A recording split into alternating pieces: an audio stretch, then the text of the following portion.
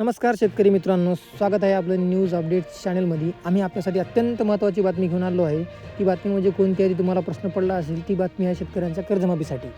बच्चू कडू यांनी आत्ताच मुख्यमंत्री देवेंद्र फडणवीसासोबत बोलले आहेत. फडणवीसांनी स्पष्टपणे सांगितलेलं आहे की आम्ही मार्च अखेरपर्यंत कर्जमाफी करणार आहोत. शेतकरी नेते आणि आमदार बच्चू कडू भाऊ यांनी अलीकडे झालेल्या शेतकरी आंदोलनावर सरकारने कर्जमाफीसाठी दिलेल्या 30 जून 2026 या तारखेनंतर सविस्तर भविष्य दिलेलं आहे.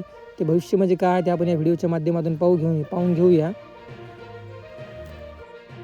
ते भविष्य म्हणजे अनेकाच्या टीकेला उत्तर देताना ते म्हणाले की ही तारीख शेतकऱ्यासाठी तोट्याची नसून यामुळेच या वर्षातील सर्वाधिक अडचणीत असलेला शेतकरी कर्जमाफीच्या कक्षेत येईल. आंदोलकादरम्यानची नेमकी परिस्थिती, सरकारची भूमिका आणि शेतकऱ्यांच्या हिताचे कोणते निर्णय घेण्यात यावर त्यांनी परखड मत व्यक्त केलेले आहेत. आंदोलनाला सुरुवात झाल्यावर पहिल्या 2 दिवसात बच्चू कडू यांनी बैठकीला जाण्यास स्पष्ट नकार दिला होता. मात्र 29 तारखेला परिस्थिती बदलली आणि आंदोलकांवर एकमागे संकट आले होते. पहिले संकट म्हणजे कोर्टाचा रस्ता मोकळा करण्याचे आदेश. दुसरा म्हणजे आंदोलनाची गर्दी कमी झाली. त्यानंतर 29 तारखेला रात्री मुसळधार पाऊस झाल्यामुळे अनेक आंदोलकांना मंगल कार्यालयाचा आसरा घ्यावा लागला आणि काही लोक थेट घरी निघून गेले. या नैसर्गिक संकटासोबतच अपंग शेतकऱ्यांना परत जायचे होते, तर पोलिसांनी इतर जिल्ह्यातून येणारे कार्यकर्ते आणि वाहतूक अडवून ठेवली होती. या चारही संकटामुळे आंदोलन थांबल्यामुळे आत्तापर्यंत झालेल्या आंदोलनाचा फायदा घेऊन काहीतरी पदरात पाडून घेण्यासाठी मुंबईला जाऊन चर्चा करण्याशिवाय पर्याय उरला नव्हता. म्हणूनच मुंबईला जाण्याचा मार्ग निर्णय घेतला होता, असे बच्चू कडू यांनी स्पष्ट घेतलेले आहे. 8 महिन्याची तारीख शेतकऱ्यासाठी कशी फायदेशीर ठरेल आपण या व्हिडिओच्या माध्यमातून पाहणार आहोत. कर्जमाफीसाठी 30 जून 2026 ही तारीख निश्चित केल्याबद्दल टीका करणाऱ्यांना उत्तर देताना बच्चू कडू यांनी आकडेवारीसह हा निर्णय कसा फायदेशीर आहे हे समजावले. त्यांना मुक्तिवाद आहे की आत्तापर्यंत झालेल्या कर्जमाफीमध्ये केवळ थकीत कर्ज माफ झाली आहेत. अमरावती जिल्हा मध्यवर्ती बँकेचे उदाहरण देताना त्यांनी सांगितले की 2020-2021 पासून मागील 3 वर्षात जेवढे कर्ज थकीत आहेत त्यापेक्षा जास्त कर्ज, जवळपास 104 कोटी रुपये 2024-25 या वर्षात थकीत आहे. यावर्षी अतिवृष्टी आणि कमी भावाचा फटका बसल्यामुळे सर्वाधिक शेतकरी अडचणीत आहेत. हा शेतकरी 31 मार्च 2026ला थकीत कर्जाच्या कक्षेत येणार आहे. सरकारने दिलेली जून 2026 ची तारीख या शेतकऱ्याला कर्जमाफीच्या कक्षेत आणते. जर सरकारने आज लगेच कर्जमाफी केली असती तर रनिंग कर्जे माफ झाली नसती. त्यामुळे ही तारीख घेऊन सरकार फसले असून शेतकऱ्यांना यांचा मोठा फायदा होईल, असे बच्चू कडू यांनी स्पष्ट सांगितलेले आहे. वसुली थांबल्यामागचं कोणतं कारण आहे ते पाहूया आपण. सरकारकडून झालेल्या यशामध्ये कर्ज वसुली थांबवण्याचा निर्णय हा सर्वात मोठा विजय आहे.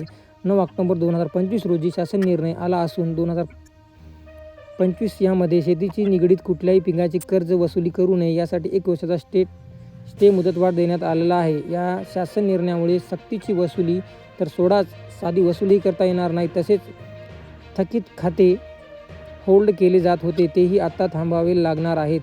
बच्चू कडू यांनी ठामपणे सांगितले की सरकारच्या निर्णयामुळे कर्जमाफी करणार ही घोषणा झाली असून त्याला तारीखही मिळाली आहे.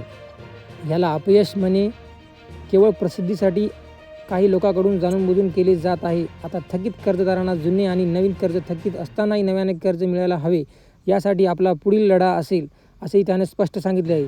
शेतकरी नेत्यांना बदनाम करण्याचा आरोप लावला आहे फडणवीसांनी. बच्चू कडू यांनी या मुलाखतीत सरकारकडून शेतकरी नेत्यांना बदनाम करण्याचे षडयंत्र सुरू असल्याचा गंभीर आरोप केला. कोणत्याही सरकारला आंदोलन आवडत नाही आणि आंदोलनाच्या नेत्याला पद्धतशीरपणे संपवण्याचा प्रयत्न होतो.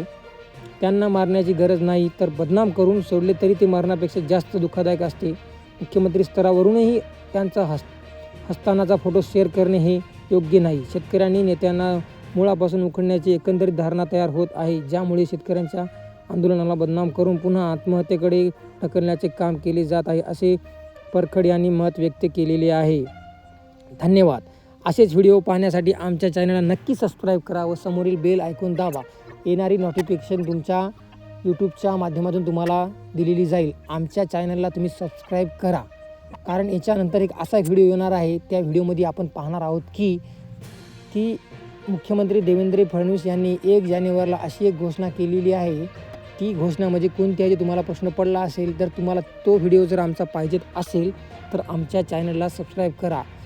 पुन्हा म्हणसाल हा तुम्हाला व्हिडिओ आला नाही, आपण जर चॅनलला सबस्क्राईब केलं असतं तर आपल्याला पहिला व्हिडिओ आला असता आणि याचा आपण लाभ घेतला असता. तुम्हाला पहिला प्रथम लाभ घेण्यासाठी आमच्या चॅनलला सबस्क्राईब करा आणि समोरील बेल आयकॉन दाबा, कारण तुम्हाला नोटिफिकेशन तुमच्या यूट्यूब अकाउंटमध्ये जमा करण्यात येईल. कारण तुम्ही जर सबस्क्राईब नाही केला असेल तर तुम्हाला काही लाभ मिळणार नाही. परत मग विचार करसाल की हा व्हिडिओ आम्हाला पहिले आला असं तर आपण सबस्क्राईब केला असं, तुम्हाला नंतर प्रश्न पडेल की बा आपण या चॅनलला सबस्क्राईब करायला पाहिजेत. कारण आमचं चॅनल हा वेगवान तर नाही पण नवीन असल्यामुळे आम्हाला व्हिडिओच्या पूर्ण माहिती येत असतात. धन्यवाद.